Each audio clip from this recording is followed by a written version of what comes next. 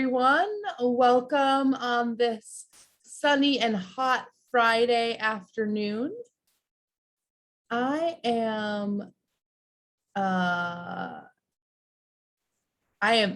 not be able to get my camera working today. We're having some interesting issues with Zoom that they changed their settings more than I change my earrings, which is quite often. But you know what? That's okay. If you love seeing my face and have not seen it, you can check me out on our YouTube page because we have plenty of webinars that I've posted. So I don't want to get in the way of our progress and this really important topic. So I'm just going to roll with it. And maybe by the time we get to Q&A, I'll be able to get my camera working. So we will dive into our presentation today. Before we get to the topic at hand, which is staying nonpartisan, I want to talk a little bit about Voter History Month. So this year, Nonprofit Vote has started Voter History Month, recognizing all the great historical moments and laws that have passed and changes to who has been allowed to vote in this country that all took place in August. So if you want to learn more about Voter History Month and what's happened in the month of August, you can follow us on Facebook, Twitter, and Instagram. You can use the hashtag Voter History Month on your own posts. And next Wednesday is the anniversary of the 19th Amendment. So that granted women the right to vote. You can use our themed social profiles and resources and check out the YWCA social media takeover that will be happening on our page next week as well.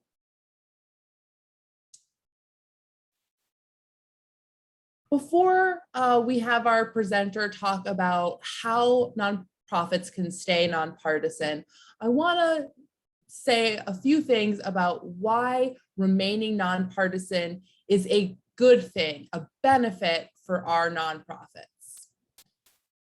So it's good for the individuals we serve because our nonprofit organizations provide a place where people can escape the toxic partisanship and the divisive rhetoric that is so prevalent in media, social media, etc. So our nonprofits don't have that partisan rhetoric happening in our walls or on our channels. It's good for our organizations as a whole because it keeps us focused on our missions instead of promoting politicians. You know, we can be focused on the policy and the root causes rather than promoting one person or party.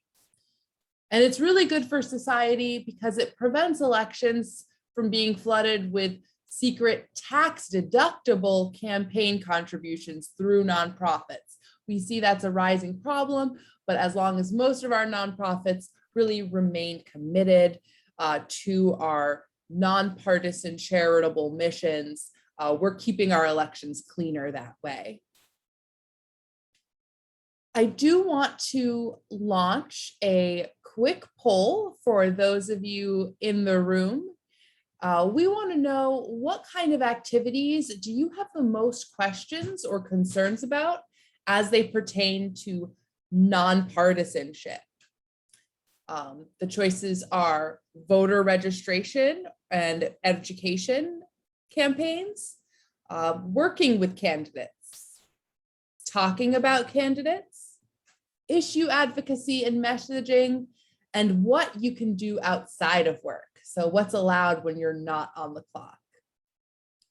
So we'll take a moment for you all to participate in this little poll.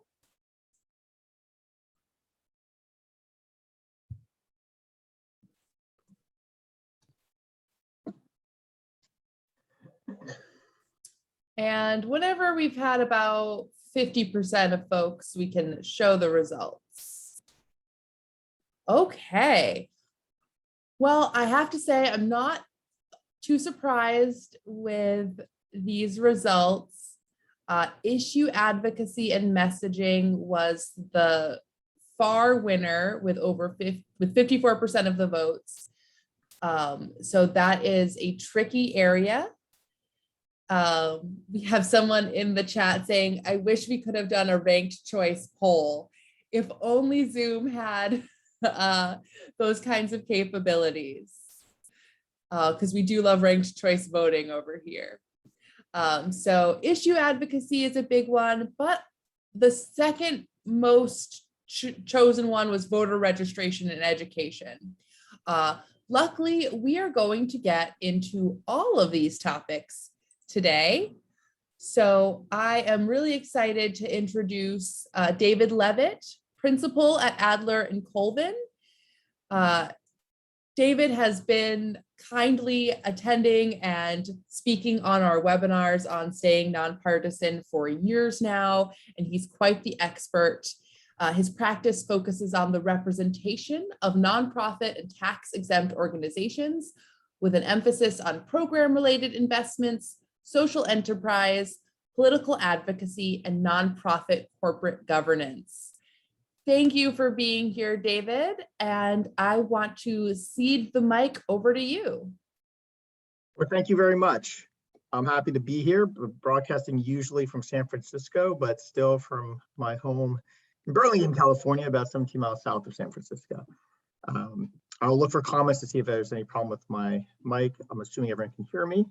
And I'm happy to be here again. 2020, we did this last year. It was a big year. We were talking before the election. We're talking afterward, and in some sense, the year hasn't ended. They're still counting votes in Maricopa County. So we are still talking about the election, and so we are dealing with some of the issues we've dealt with every year. And there's some new issues regarding what happens post-election when there are still activities taking place with respect to election post-election.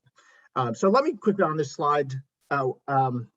Actually, we've advanced the slide, but that's fine. I think the previous slide just indicate what we're going to cover. I like to always start just saying what I'm not going to cover, just so you know there's a broader universe out there. I'm going to focus on the tax rules for tax-exempt 501c3 charities that are engaging in activities that need to stay nonpartisan.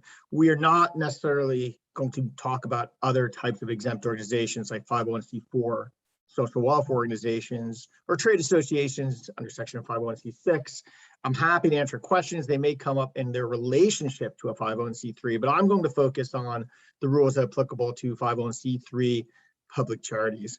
And I'm also going to focus, like I mentioned, on the US tax law. Everyone should be aware that there are federal, state, and possibly even local election or campaign finance laws that need to be potentially considered as well. If we're avoiding activities that are partisan for tax purposes, you may not have any issues under federal election law, but the important thing to understand is that it is a different law. We're going to be focused on tax exempt status here. And last but not least, I'd like to mention that we're focused on partisan activities. What does that mean? We will be focusing on activities with respect to elections and candidates. Legislative lobbying, what you can do with respect to, for instance, the Voting Rights Act and other legislation that may have to do with elections or otherwise, are subject to different rules under the Internal Revenue Code. So we will talk briefly about ballot measures, but generally we're talking about elections and voting for candidates. So with that, I think you can advance the slide. So what I want to do is start with the basics of the electioneering prohibition. It's under section 501c3 that a tax-exempt charity cannot participate in or intervene in, including the publishing or distribution of any statements on any political campaign on behalf of or in opposition to any candidate. This has been a provision, has not been there forever, interestingly enough. It's been there since 1954, commonly referred to as the Johnson Amendment. Despite activity in the last 4 or 5 years for movement, it is still the law, still the tax code.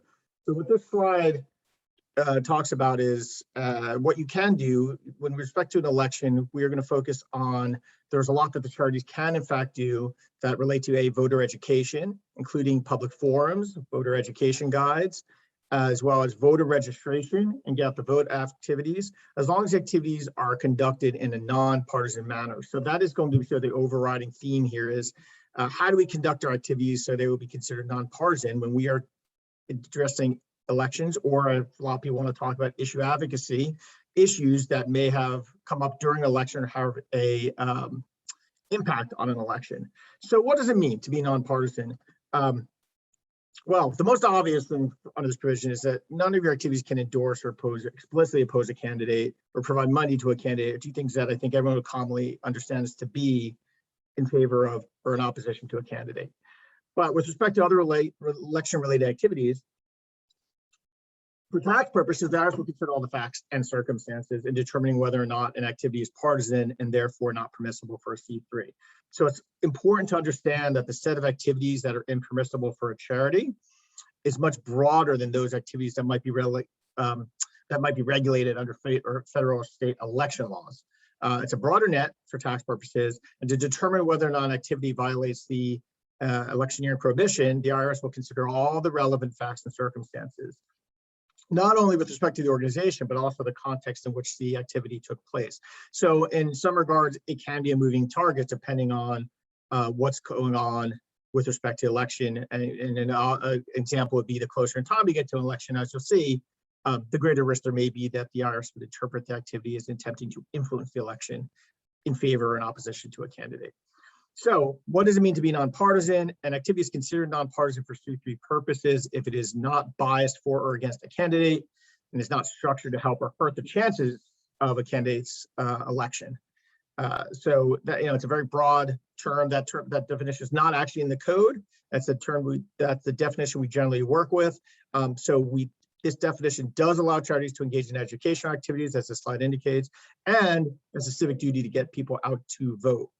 So we're going to talk about each of these. There is no one set rule for how you determine something's nonpartisan. You have to look. Well, if you can advance the slide, you'll see what I mean. The first thing we're going to talk about is voter registration and education. There's no comprehensive statutory or regulatory guidance, for that matter, of what nonpartisan means. And so we have to look at different activities and different guidance the IRS has given us in different circumstances. And when we don't have guidance, as can be the case, we have to reason by analogy. So we start with the voter registration and get out the vote efforts. Here, we start here because we do have IRS guidance for voter guides, for getting out the vote activities, for candidate appearances. Some of these rulings are as old as 1970s and 80s. We do have a comprehensive ruling from 2007, but again, that's already 14 years old. So time flies. This is some of the best guidance we have. A lot is developed with technology, for instance.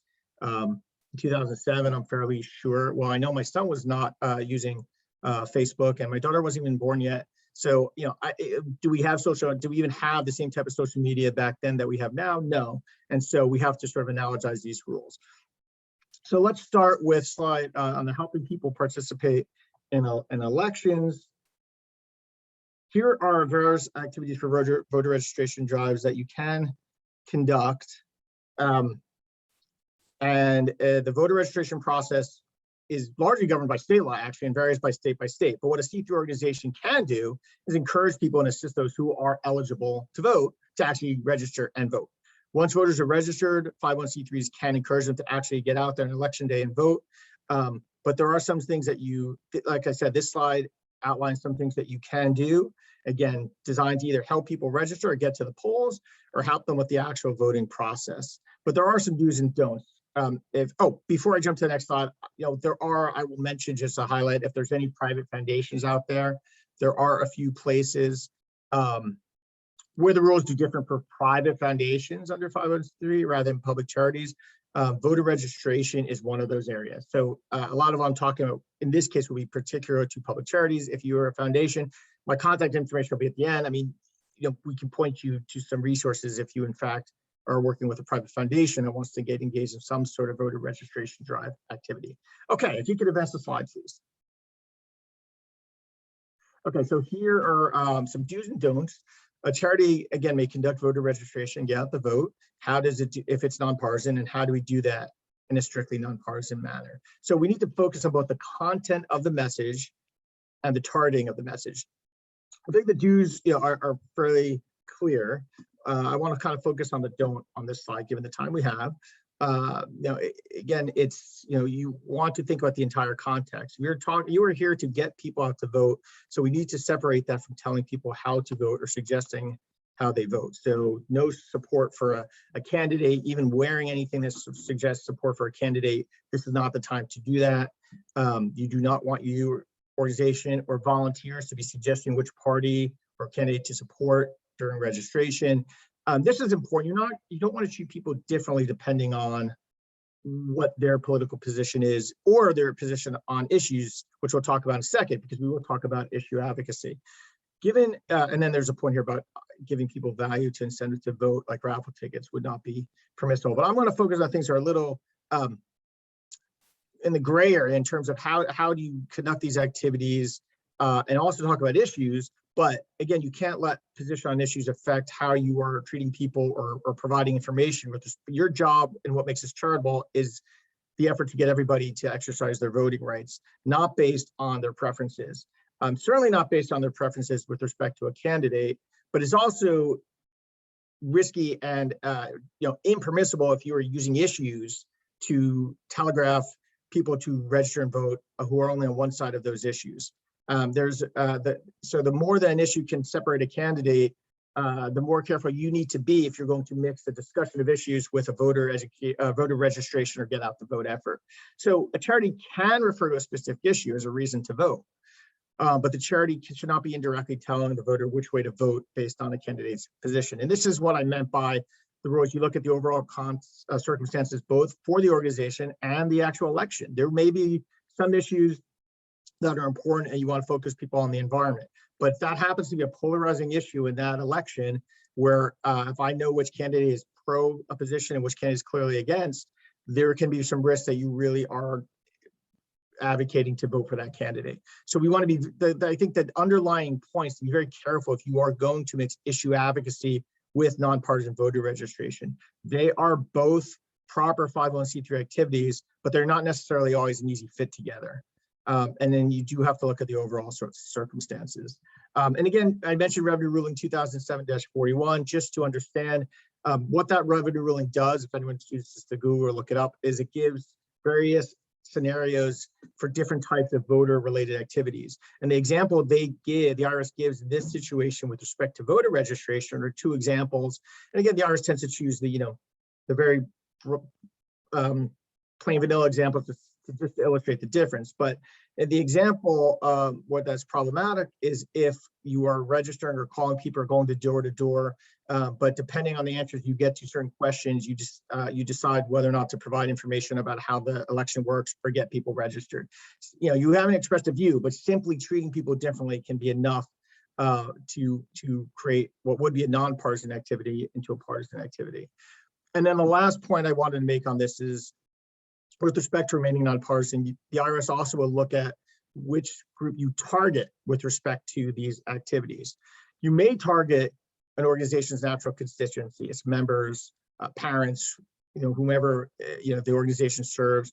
The organization may also target typically historically underrepresented groups like low income or other low turnout groups who don't generally get represented at the polls. The IRS has actually said that targeting would be okay if you're, quote, historically underrepresented in the democratic process. But what you cannot do is try to focus only on those who belong to a particular political party or have voted a particular way in the past, or because you're in a district where you think we're only going to focus on districts where the race is likely to be close, because that would suggest you're trying to actually influence not only that people vote, but how they vote. So you have to think about the content of the message as well as the targeted audience. Okay, if you could move forward on the next slide. I think this slide should be a question. If you were asked a question, right, about your personal opinion, can you make that clear? We'd say no, that would be very risky, because the reason you are there, as long as you are representing the charity, there's the question of attribution, right? And so if you are representing the charity, what you say can be attributed to the charity, even if you say, well, this is my personal opinion. The fact is you're there for a voter registration or get out the vote activity. What you're doing as a volunteer of the organization can be potentially attributed. If someone wants to make a case that this was not a partisan, was not done in a nonpartisan manner, and they complain, those are the kind of facts that would not look so good and could potentially draw IRS attention if you have said anything that indicates a partisan purpose or motive. And simply saying I'm not speaking on behalf of the organization in this context, we think would still be risky. And we say, while you're there to get people to vote, that's what your focus should be on. Okay, next slide, please. And again, we're going to take questions at the end. So if there's more questions, we can just discuss further. Okay, so engaging with candidates. If you go to the next slide. Okay, so now we're actually working with candidates. We're going to talk about each of these. I think the point is that how do we work with candidates and remain nonpartisan? So if we move to the next slide, let's talk about staying nonpartisan when actually engaging candidates. I'm just going to advance my slide to make sure we're in the same place. Okay, so there's different ways in which you can engage a candidate. So we basically break this down along the lines of invitations where you are asking a candidate to show up in a non-candidate capacity. That can happen. There may be candidates who have a lot of expertise or experience for reasons other than their candidacy, and they can come and speak so long as they're not talking about their candidacy, not treating it as a campaign activity, you have a very clear separate reason for them to be there. Public figures, including political figures who are candidates, can still appear and act in a nonpartisan event. And this is different from when you're featuring candidates, which we'll talk about next. So if you ask someone to speak about the position they hold, especially for an incumbent, or expert they have in a non-political field, that would be fine. But again, I mentioned that revenue ruling before. There are factors the IRS looks at to determine whether or not that event is actually nonpartisan. It's the facts and circumstances, but the IRS does give some guidance as to what facts and circumstances it thinks are important. So the IRS will look at things like, was the individual chosen for reasons other than that person's candidacy, and how are they speaking in a non-candidate capacity? And you want them, and this is something you will want to work with them before the event. You will want to be clear that they should not be talking about their candidacy or the election, or make mention of that, or try to raise money while they are at that event. It's really, it behooves the charity to set the record clear for the event, for those who attend the event, and for the individual. I mean, the candidate may not be aware of or have as much concern about not being nonpartisan for a charity. And so you want to make sure that they're appearing that he or she understands the rules, and will focus on non-election reasons for being there. Okay, so then let's talk about in a candidate capacity. This is where you want to, again, make sure you do it in a nonpartisan way. So now we have candidates and we are talking about the election, so there could be more risk. So we have to do additional things to make sure we remain nonpartisan, which means treating everyone non-preferentially. You will invite all the candidates, and again, the slide really sums up very neatly just what the bottom line points are. You need to provide everyone equal opportunity and invite everybody, so you're not favoring one candidate over another. And that's continued on the next slide if you want to move forward. So the other ways in which that you want to be non-preferential, if there's any materials, everything gets shared equally and is available to all the candidates. And the trick here is, how do you treat the candidates equally at the event itself, and making sure. And so I think we're going to talk about candidates. If we move one more slide, we'll talk about candidate forums a little bit more specifically. Okay, so for candidate forums, again, so how do we do that? How are some of the facts that we make sure we're treating people equally?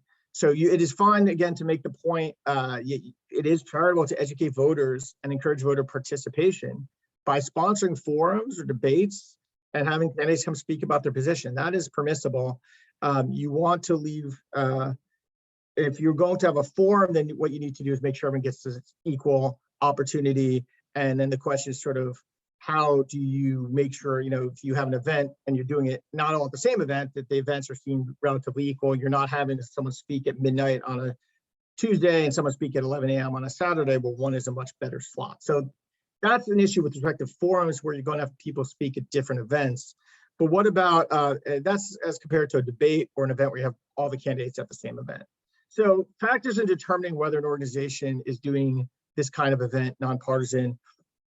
Some of the factors I mentioned, some others I'll add here. It is helpful, and this one is not always intuitive, to cover a broad range of issues at these events.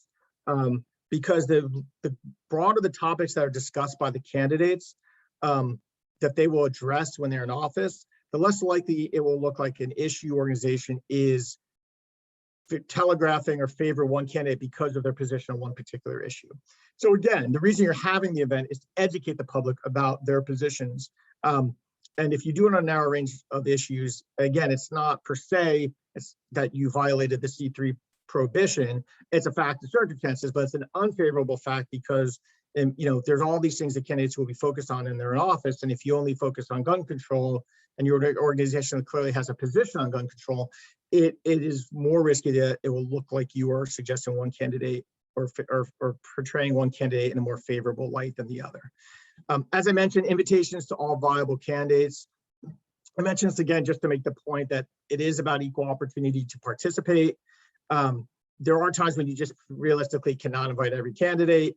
That's probably a situation with the recall in California for those of us who are out here. And if there is in fact a recall and you've got something like 46 candidates, it is, I think, as long as you have an objective measure by which you are deciding who to invite, that would be reasonable. But it should be objective and you need to stick with it. And of course, expect that some candidates who just don't make the cut are going to be disgruntled. But that is something the IRS has said is permissible. What's a little bit harder is if you were in a situation where one of the candidates declines to speak. You want to give everyone equal time on their views, but if there is not everybody who's attending, if you can still conduct your event, and you will want to let people know that person has not attended, not portray the individual who has not attended in a positive or negative way. But you will have a greater, ideally, there's not a situation where only one candidate amongst the race shows up, because then I think you do have some risk of whether or not that can be done in a non-partisan fashion. So again, equal time, treating people equally, giving them equal time, making sure the moderator stays neutral are all important factors that you need to think about if you're going to have a candidate event. But I'll move on because I know that we want to get to issue advocacy. And so why don't we go to the next slide. So this slide is work with candidates on questionnaires. Again, he's given the poll. I'll just go through this quickly. I mean, it's similar to the forum and debate situation, which is that you want to make sure you are doing this for informational purposes. You do not want to portray your questions or answers in any way that would suggest that you're trying to help or hurt any of the candidates. This, again, can be heavily facts or circumstances. And the IRS looks for things like broad range of issues, treating everybody equally, neutral questions, to avoid, again, any suggestion you're favoring or opposing a candidate. Wide-ranging topics are less likely to telegraph what the right answers are. So this is an example, by the way, which I mentioned C3s and C4 organizations. Sometimes you will see a questionnaire that is only on one issue, and it's clear that I used to, in fact, I'm dating myself, to the Bush-Gore election, where one questionnaire, they reported the candidates' positions. They had a big thumbs up for Al Gore's positions, and a big thumbs down. There's all environmental issues. A big thumbs down for George Bush.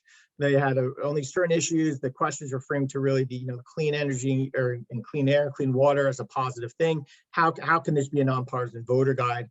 The answer was it was used by 501c4 organizations. So this is an example where 501c4s that don't have the same strict prohibition on candidate-related activities can use a guide in a way that might be considered less nonpartisan under the standards that the IRS uses.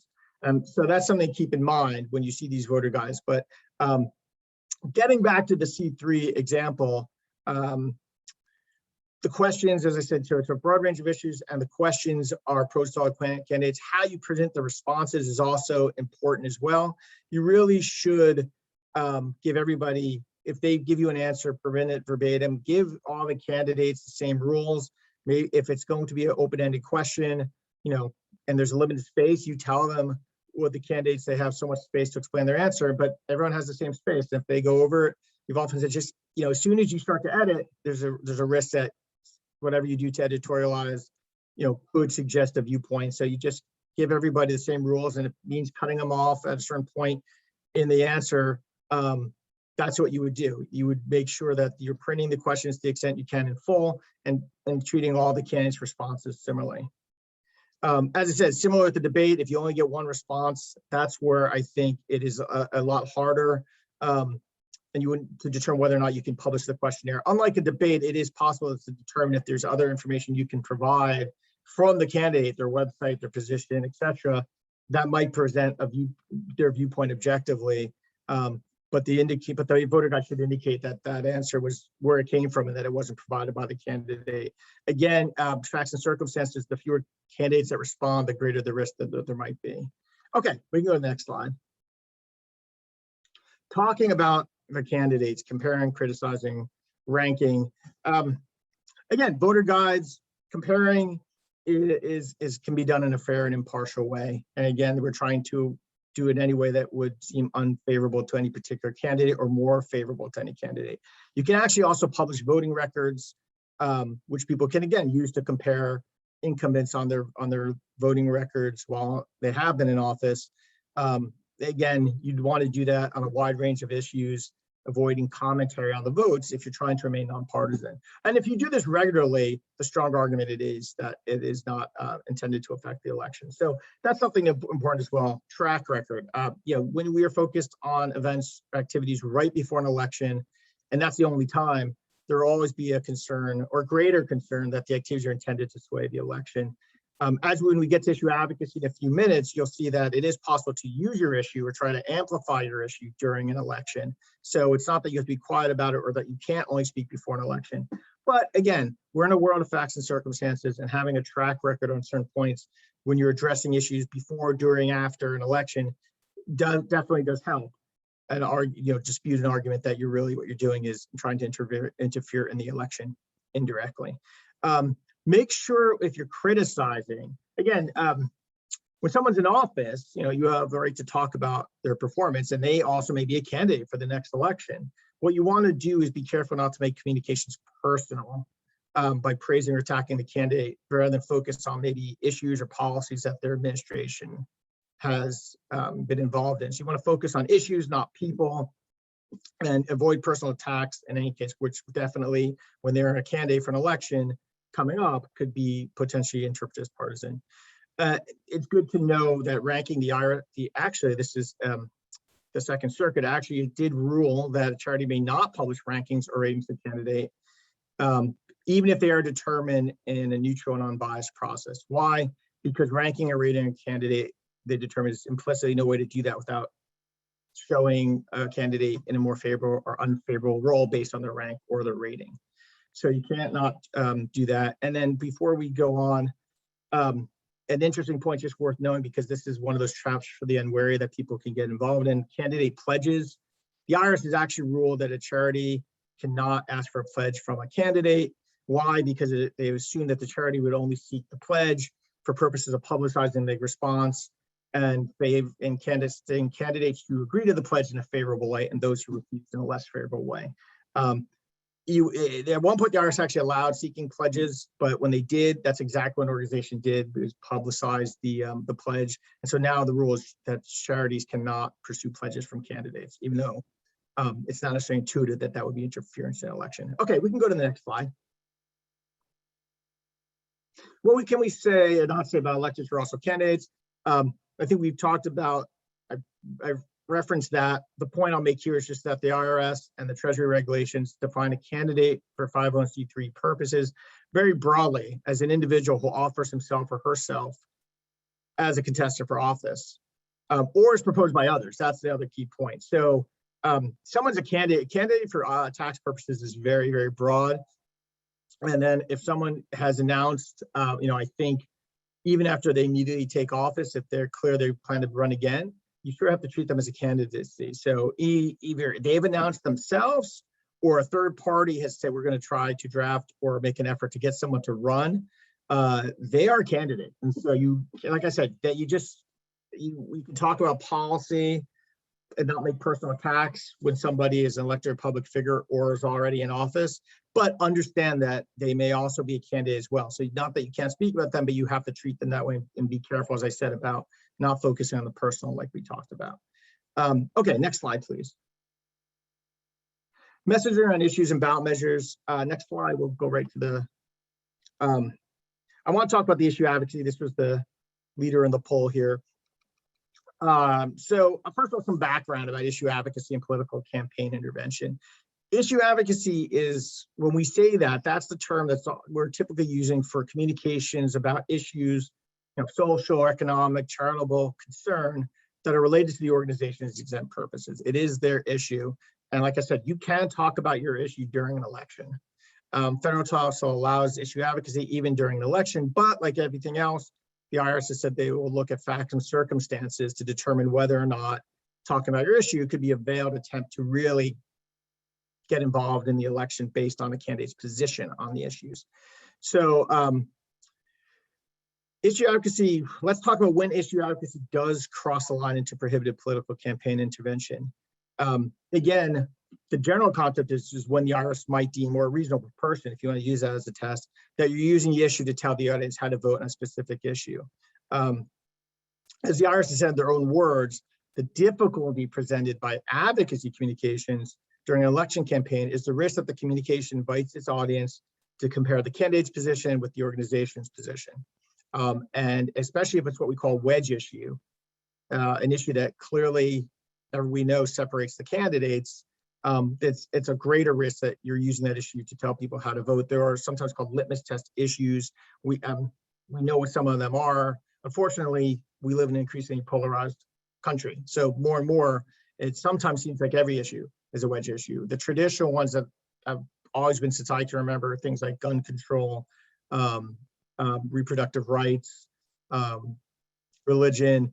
Well, I'd say religion, I wouldn't say it, but reproductive rights, taxes would be an example. We're sometimes clear which side a candidate falls under. That is, speaking about the context in which the rules can change, that's an example. If an issue is not a wedge issue in the election 3 months before the election, but it is 3 weeks before, that will change your ability. Again, you're not prohibited from talking about that issue, but it's a factor that the IRS will consider. Okay, so the issue, now we're going to talk about what some of those facts and circumstances are. But again, what the issue is does matter. If it's an issue that highlights the difference between the candidates, that does matter. And I want to talk about the specific facts and circumstances, which I think is on the next slide. Oh, no, I'm sorry. Let's stick with this slide. Yeah, so this slide goes through some of the factors. Yeah, you can go back to one before. The factors to consider before, again, it's helpful if the IRS gives us some guidance on what they think is important. So again, timing of the when the communication is released. You're closer to an election, the greater risk there is. But again, to the extent you have a track record, that will be helpful in being able to talk about your issue during the election. You have the history of working on it. The IRS has said, there aren't many bright lines, but something that I guess is the closest thing to it is if you do mention one or more candidates in the communication and you reference the election. Sometimes you want to talk about an issue. It may be, we look at the facts and circumstances, and the more risky facts we can pull out, the safer the communication may be. It may be that you don't mention the election in the communication. It may be that you don't mention the candidates or the election. And that can be helpful, but keep in mind that that is not necessarily sufficient. If there is an issue in the communication, it's an issue distinguishing the candidates for that office, then potentially, you still have some risk that given the timing before an election, it could look like it's intended to influence the election. What is something that might help is the factor of whether the timing, and I'm gonna see if this is on the, I don't think it's on the slide, but I don't even remember this. If there is a communication that is related to a non-electoral event, that's helpful. So for instance, if there's a scheduled vote on legislation and you want to communicate with someone who's also an office holder, if you have a non-electoral reason to be communicating with them and issuing an advocacy communication on that specific issue, because there's going to be a big vote on the For the People Act, and you want to focus you want to talk to your representative about that, and that person also happens to be a candidate, that is a strong non-electoral reason to be involved in that communication. So again, that's an important fact and circumstances that can be helpful. And again, we look at all the facts and circumstances. One I like to point out is just with a few words, you might change the context of the communication. There was one I remember seeing that said, example, gun control legislation, we have a voice. Can you hear us? Which is on an issue. The communication then said, how about in 200 days with a question mark? Well, in this case, 200 days was the time when the midterm elections were going to be taking place. And so not necessarily putting that communication over the edge, but it does now include a reference, that would be an indirect reference to the election, and a suggestion that you might hold those politicians accountable based on their position. So just referencing the election probably made that communication a bit more risky than just focusing on the gun control legislation. I'm going to move on. I know I wanted to wrap up and leave time for questions, so let me just see if I can move forward on the few remaining slides. This is the slide on the leveraging the announcement and the statement. And yeah, and again, this is something, this is one of those key areas where I want to be clear, organizations can emphasize, advocate, amplify their issue. But you do want to think about all the context of the communication, and you do want to go through the various factors and put as many of them on your side. So if you do mention a candidate's name tied to your issue, there is, you may be fine, but there's a greater risk. So you have to look at the issue and also the timing with respect to the election. Why are you doing, a question you can ask yourself is, why are we doing this communication now right before the election? If you want to focus on the issue, and maybe there's a way to do so without suggesting which candidate to favor or oppose. And maybe, again, you can amplify the issue, but you do need to be careful of suggesting based on a candidate's position, how people should vote. Okay. Let's just give a few more minutes talking about issues in voting. This is an example, again, where, when you mix the issue advocacy with getting people out to the vote for registration, you can get into some fine lines where you have to be careful. And this is an example of where, when you are focusing on an issue and telling people also to vote, you could have a potential concern that you've now stepped into impermissible advocacy. Why don't we go to the next slide just so we can wrap up and I can start to take questions. Ballot measures. The important point here is that ballot measures are traditionally legislative lobbying. Remember what I said I would talk about and not talk about, and ballot measures are legislative lobbying subject to their own rules. And so it's increasingly the case, however, or we have seen in recent years, where ballot measures are closely identified with a candidate who has either publicly endorsed or opposed the measure. And so the thing to keep in mind here are two things. A, it's a ballot measure. The tax law treats that as a form of legislation with its own special rules, which we don't have time to talk about today, but those rules need to be addressed.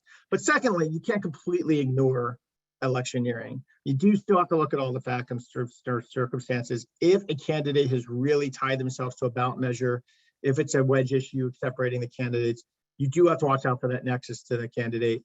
Again, an area where some organizations strategically say, especially if they're a family of organizations, we're going to use our C4 to engage in the ballot measure, or even a 527 political organization. Why? Because there could be some risk that it's political. I think, and I'll ask Kim, the next subject was our last one, what you can do outside of work. I know we're at 10 minutes too. Do you want me to take, I know a lot of people expressed as much of an interest in covering this. Would you like me to cover this, or should we start to take questions? I think you can spend 2 or 3 minutes on this. Okay, great. Okay, so the key here, and this, early on we were talking about, when I'm wearing something at a get out the vote effort, or I want to express my own opinion, that is somewhat related to this issue. What can your nonprofit, of a 501c3, what can the staff do? They do not lose, individuals do not lose the right to engage in political activities simply because they work for a nonprofit charity. So they can do so personally. The key point here is that the actions, we do not want their actions attributable to the charity, by the IRS or anyone else. So what can the staff do?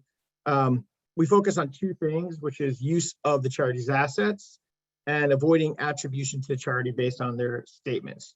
So use of charity resources, it's important that, and this is something, by the way, you may want to have a policy that makes it clear to all your employees that they should not be using the charity's facilities or its resources for any kind of campaign work. You need to do that on your own time. not only employee time, but printers, photocopiers, computers, email. These are things that charity resources should not be used for those campaign related activities. You want to keep that on your own time and also not using the charity's resources. So staff time, make sure now it's possible that they can have a policy where you have break time, you have vacation time, that then those individuals can use for all their own time. But you want to make sure that there's no use of charity resources that could suggest attribution to the charity.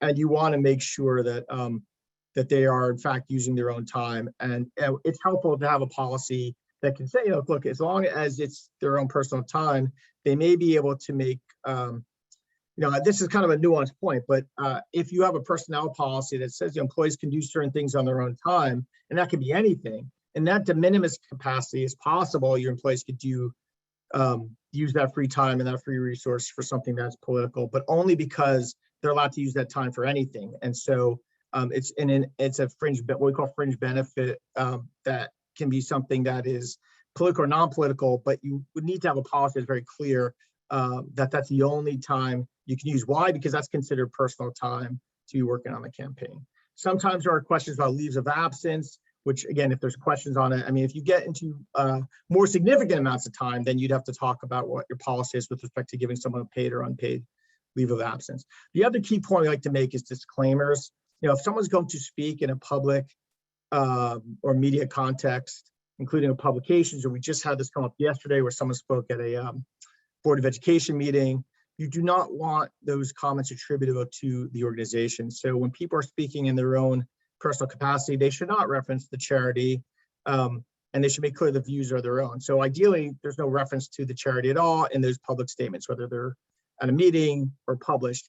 If the charity will be identified for purposes of, or we mention for purposes of identifying the individual, you may want to consider a disclaimer where you are provided that the organization is just being identified or referenced in connection with that person's job, but that their viewpoints don't represent the viewpoint of the organization, or that the organization as a charity cannot take a position for or against a candidate. But if the charity's name is going to be mentioned, use disclaimers liberally. They can be helpful, especially if there's ever an audit and all of the statements that have been published are used as a basis for starting the audit or reviewed in the context of the audit. So last point I make on that is if there is an incorrect attribution, consider responding to that and trying to correct the statement. Do it promptly. Even if you don't get a correction, that's not necessarily problematic. What it does do is show a good faith effort to correct the record contemporaneously. And I have seen this in an audit 2 years later. It can be helpful for the IRS to see that, in fact, that was not a correct attribution, and that was recognized, because it is possible that when statements are made in the press that are incorrect, they can come up in an audit. So I think you can advance the slide. This is a nice summary of what you can and can't, again, you want to avoid two things: use of charity resources and any statements that suggest attribution to the charity. And I think that is the last slide before questions.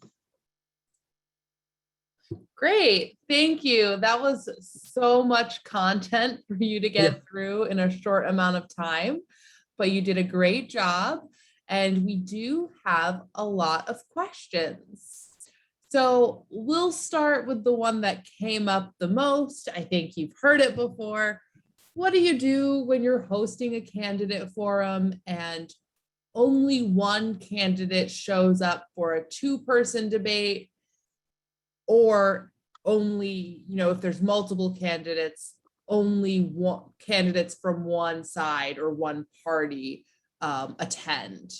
How do you handle that? Yeah, unfortunately, the answer is that it really, there's not an unfortunate great answer that you can say, well, as long as you do you follow these procedures, that you can continue to have the event. The fact is that if it's only going to be one candidate, there is risk involved in continuing to have the event. I do think it matters whether it is a candidate related event or a non-candidate related event. Of course, if it is not related to the candidacy, that's not an issue, right?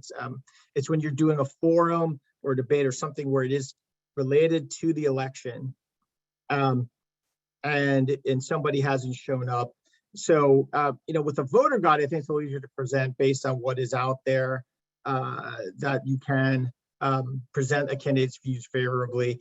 I think with respect to having the event, I think, what I would suggest is, first of all, there's going to be some risk, right? If you decide to have the event, if you only have one candidate show up, there's going to be some risk in having the event. It's always a possibility to consider not having it. That being said, if it is possible to, the key is how do you present in nonpartisan fashion? It is still educational for that candidate to speak on issues and to explain that the other candidate. You have to find a way to where the other candidate was invited and was not able to attend in a way that doesn't necessarily criticize that candidate for not attending. I mean, you can see where this gets a little bit difficult, right? But I think, short of canceling, what you can do is try to make it, again, the point is to be as educational as possible. So that candidate could provide all of that candidate's views on particular issues. You obviously can't have a debate. I think you really have to focus on having that candidate discuss their position, only their position.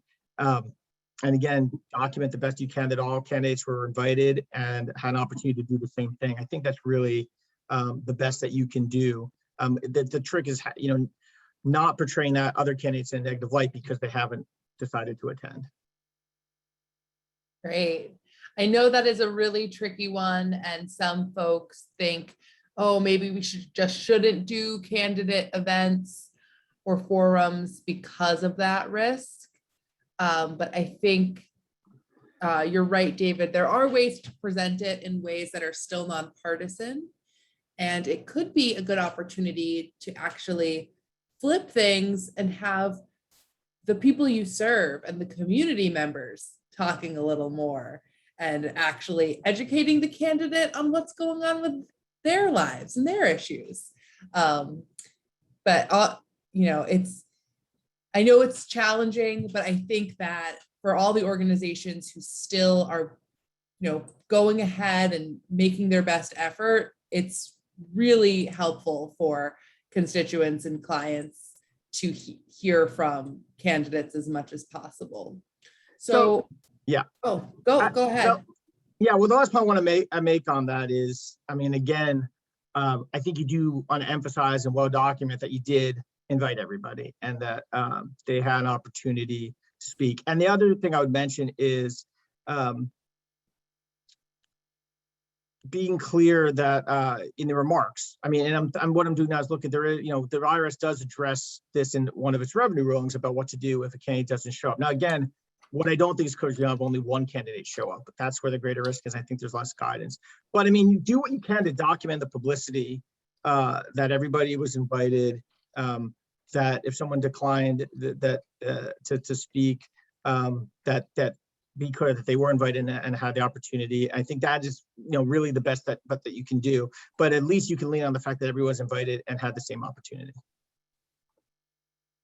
Thanks. So here's another candidate-related question. We have a nonprofit asking about should they not in any way call attention to the fact that a member of their nonprofit is a candidate for office?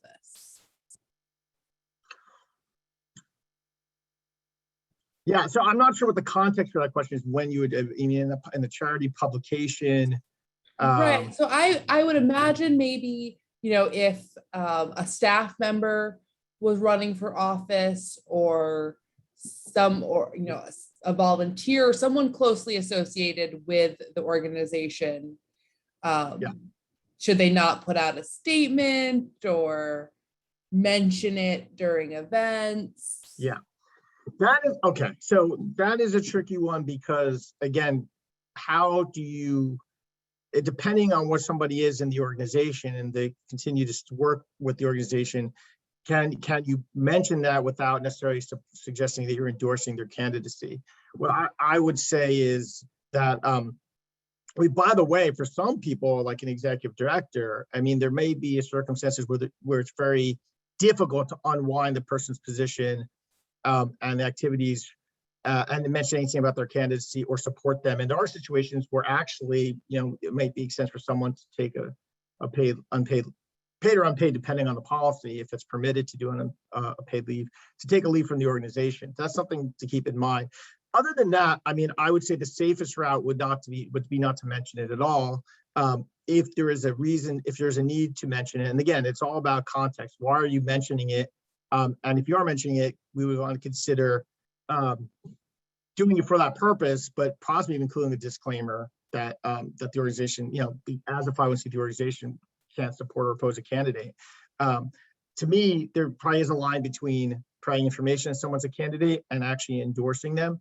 But obviously, if the person works for the organization, you don't want to imply an endorsement. And the question I would ask is, what is the reason for including that announcement in the publication or at the event? If someone is speaking and you want to mention, but I'm about to speak, you mention I'm also a candidate, that's probably fine.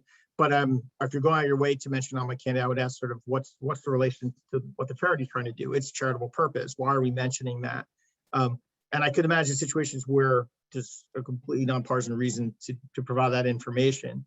But I don't think just putting something into a newsletter or an announcement and just saying we're nonpartisan, but continuing to publicize that I do think there's some risk, because you are providing a benefit to them and sort of making people aware of their candidacy. So I would ask sort of what the reason would be to mention it, and if it's necessary to mention it, or there's a charitable reason it's related to, then consider making clear that there's no endorsement implied when that announcement's made.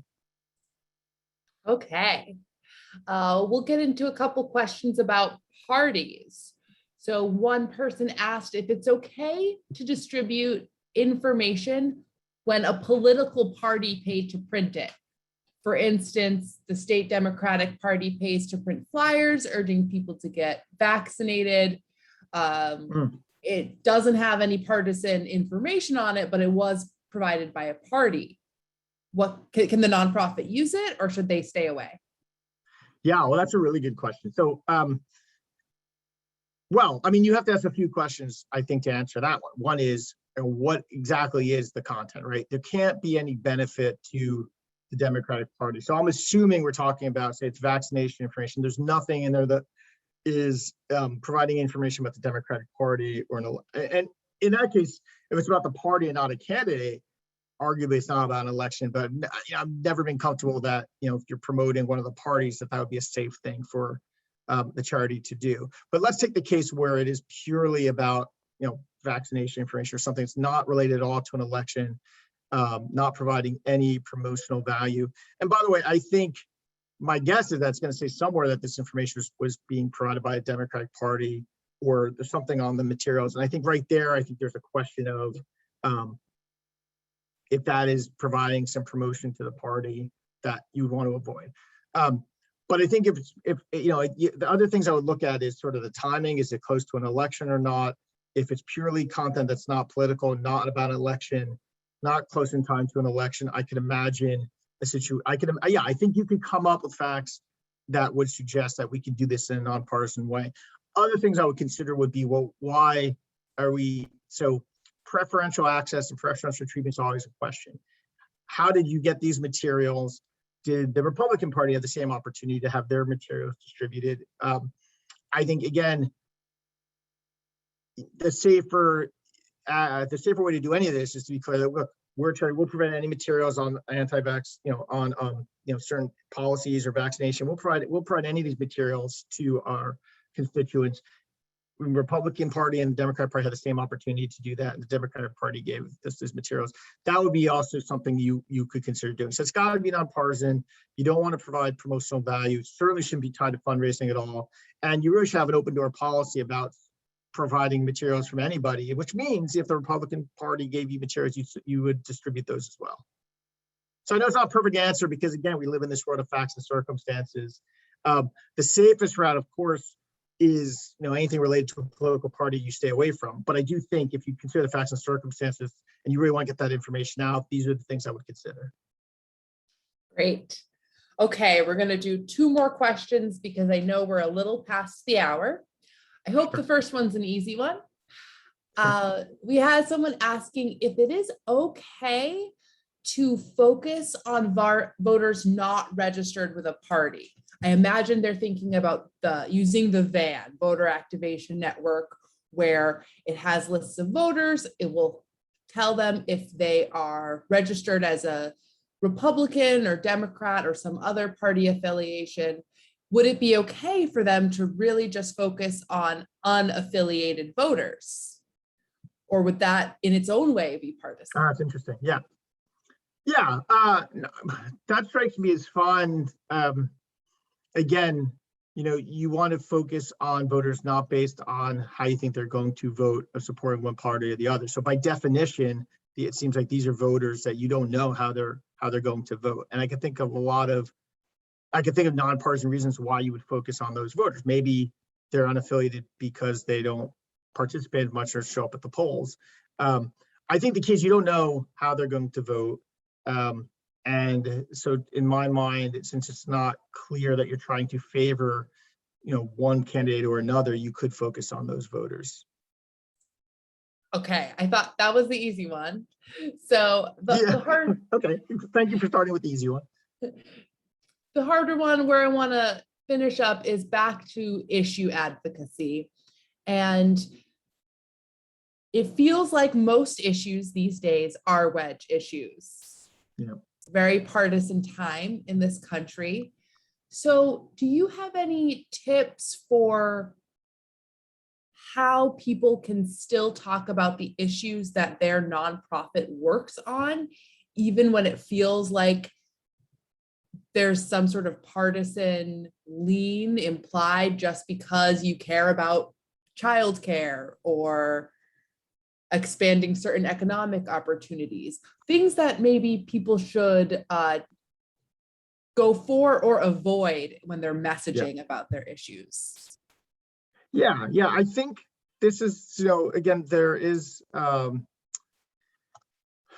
reason why during election you shouldn't be able to talk about your issue. And so because this is fact and circumstance, what I would suggest is, what are the things we can avoid to sort of reduce the risk? And by that, I mean, if you are clearly focused on a particular issue, then and you want to communicate with the public during the election, maybe these are communications where you don't mention candidates by name, right? That's the one easy one. If you look, there's a list on the slide. There's also a list in this revenue ruling, which I mentioned, which I'll give the number to those who care to look these things up. It's revenue ruling 2007-41. But you can knock certain factors off. Like maybe we don't mention the candidates' names, and maybe we don't mention the election. Maybe this will be close in time to the election, but we just focused on our issue. Focus on people on that you want people to pay attention to the issue, how, what happens this election could have a significant impact on the issue, but that's, really leave it at that. That's number one, which is, low-hanging fruit would be not to mention candidates or the election. If you do mention them, then, we get into a harder area and you might need to get some advice on how much risk there actually is. The other piece that I mentioned, and I'll just reiterate, is, to the extent there is a reason to be communicating, it could be, yes, we really want to get amplify our issue during the election. If that's the case, so be it.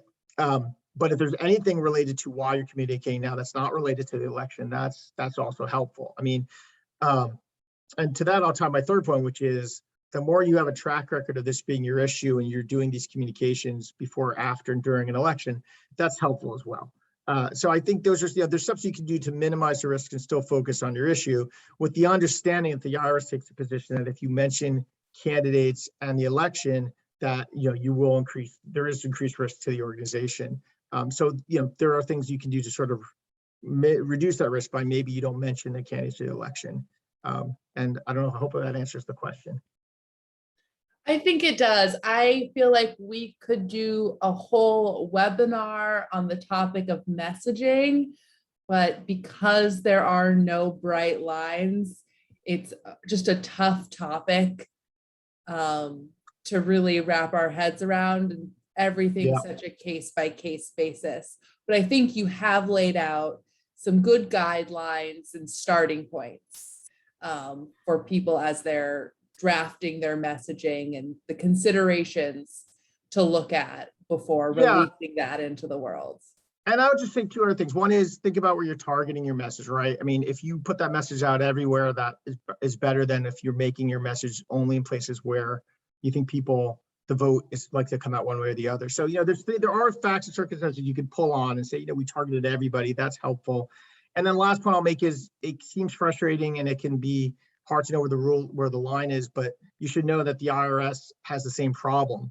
So it's frustrating for everybody. There are claims that this facts and circumstances approach is just too vague. We may see more, actions in court to address, the IRS position, but it is frustrating not only for you, but for everybody else as well. So you should know the IRS also has trouble drawing these lines. This is why, one thing you need to do is think about the risk tolerance for the organization, right? Because some organizations will say it's vague, we're going to push the limit and we are going to make a case that this is permissible. And others will say, we don't really want to come near that line because it is facts and circumstances and we don't know exactly where that line is. Whether you're an organization that likes to push those limits or an organization has to stay away from that area really depends on the organization, because there's no way around it. It is a vague line and it is difficult sometimes to know exactly where it is. Well, thank you again, David. We have David's email up on the slide if you need are looking for some legal counsel, if you need some free, quick legal help, although it's not officially legal help, check out Boulder Advocacy. They have a hotline if you need to just quickly get something checked, although we definitely recommend Adler and Colvin for your more in-depth needs around staying nonpartisan and, all these difficult things to deal with as nonprofits. But we appreciate your time, David, and everyone else who has joined us today. Everyone will receive the recording and slides next week. And please take a moment to fill out the survey at the end of the webinar and give us a little feedback so we can continue giving you the content, speakers, and information you all need. Have a great weekend, everyone. Happy Voter History Month, and we'll see you next time. Thank you. Thanks, everybody.